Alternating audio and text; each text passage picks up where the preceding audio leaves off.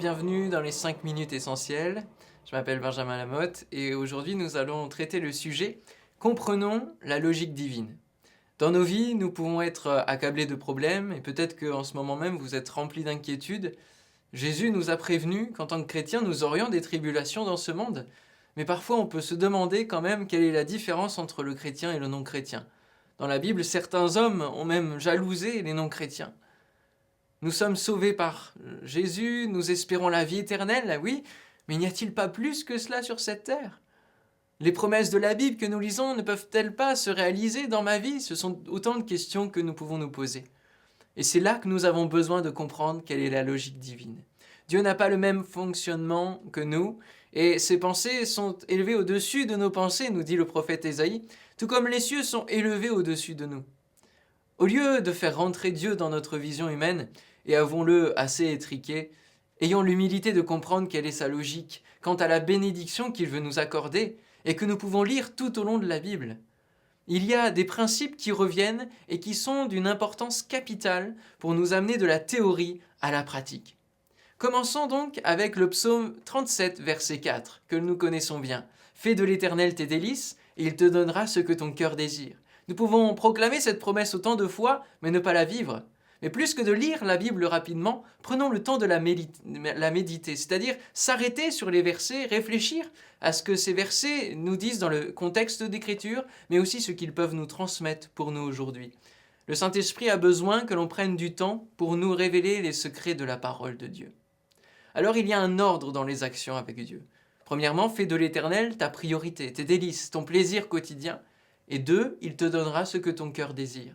L'action 2 vient de Dieu et n'est qu'une conséquence de notre première action.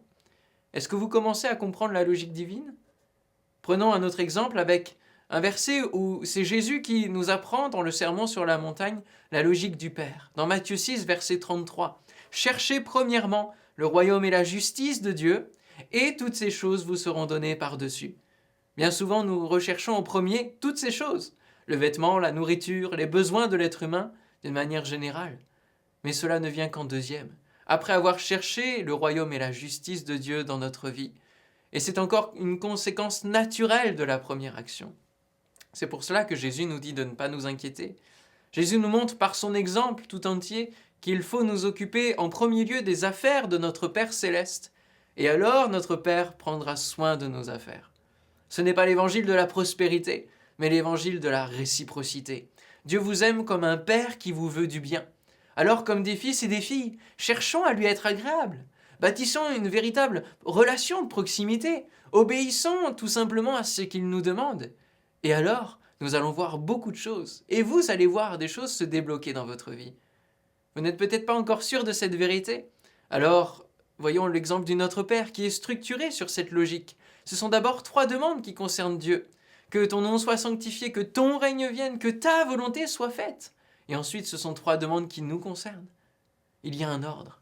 Jacques 4,8 nous dit « Approchez-vous de Dieu et il s'approchera de vous ».